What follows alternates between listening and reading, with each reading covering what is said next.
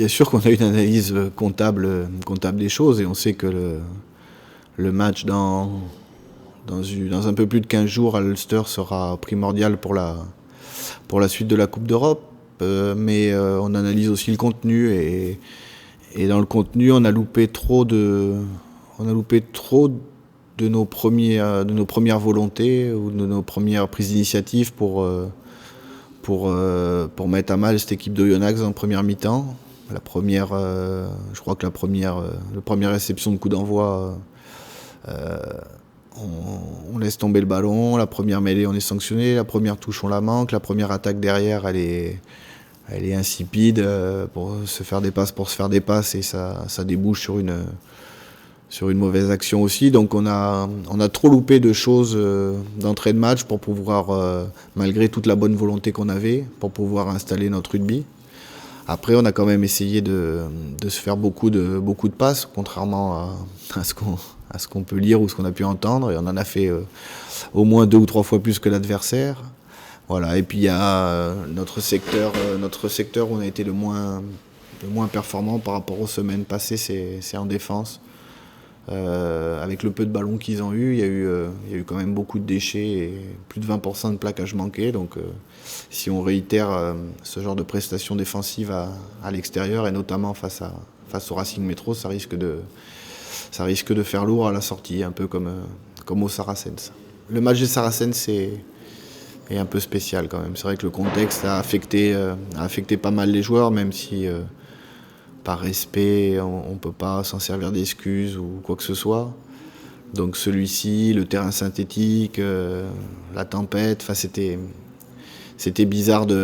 Les autres équipes jouaient pas et on s'est retrouvé là-bas dans la difficulté. On a vu qu'on est passé totalement à travers la première mi-temps.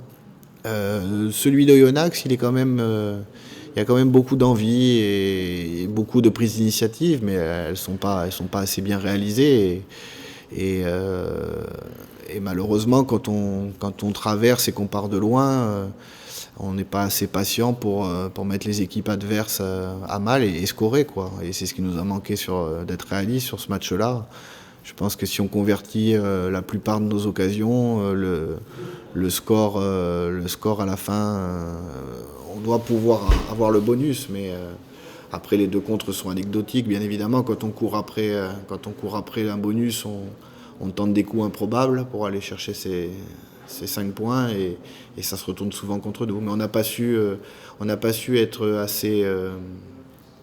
assez strict sur nos premiers choix. Je répète, notre première réception de coup d'envoi, la première touche, la première mêlée, le premier lancement. Enfin, tout a été manqué.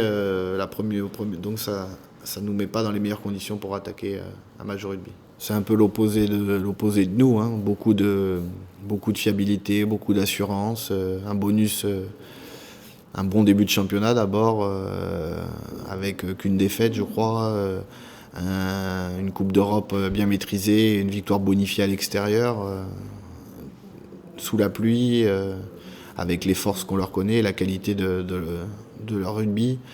Voilà, je crois qu'eux sont bien en avance sur nous pour l'instant et ça va être un match très compliqué dès ce week-end. Notre priorité, elle sera dans 15 jours avec un match éliminatoire en Ulster, dans 18 jours, où là on verra si la Coupe d'Europe peut continuer ou si elle est vraiment en danger après ce déplacement, puisque à mon avis ce match sera éliminatoire. Le match de ce week-end, il fait partie de ces 16 matchs d'affilée et forcément on se doit de faire tourner. Alors d'une, parce que les matchs s'enchaînent, de deux, parce qu'on veut créer de l'élimination, et de trois, parce que le rendu sur le terrain, quand il ne nous satisfait pas à titre individuel, il doit être entre guillemets évalué et remis en question par un nouveau joueur qui va prendre la place sur le terrain et qui lui va donner le meilleur à son tour. C'est comme ça qu'on crée de la dynamique à l'intérieur d'un groupe. Donc c'est pour ça qu'il y aura encore pas mal de changements ce week-end au Racing. Et voilà, on doit se concentrer sur nous, mais à la fois sur eux, parce que c'est quand même une équipe de très haut niveau qui maîtrise son rugby en ce moment et qui l'a prouvé ce week-end dans un gros match de rugby où quasiment pour eux tout a été parfait, hormis peut-être la discipline et le carton rouge de Leroux. Mais hormis ce point-là, ça a été maîtrisé de bout en bout ce match. On peut tout analyser et tout dire. Gaël est arrivé très jeune, il a eu l'euphorie entre guillemets, du débutant l'année où il est arrivé. Puis après, il s'est rendu compte que les joueurs en face s'occupaient bien de lui, le marquaient un peu plus à la culotte. Et là, il a eu des moments plus difficiles, comme l'équipe d'ailleurs, puisque c'était une dynamique collective. Et puis, il est parti à cette Coupe du Monde, n'a pas trop joué malheureusement pour lui, mais a profité apparemment avec un état d'esprit exceptionnel de ce moment pour travailler physiquement. Il est arrivé en pleine forme, avec une grosse envie, un gros appétit, et ça s'est vu sur ses premiers matchs. Voilà. Après, il n'y a pas d'homme providentiel dans notre équipe, mais c'est sûr que Gaël a des qualités de vitesse qui sont vraiment impressionnantes et qui nous amènent et qui amènent du danger sur les défenses adverses. Donc voilà, il est dans sa progression.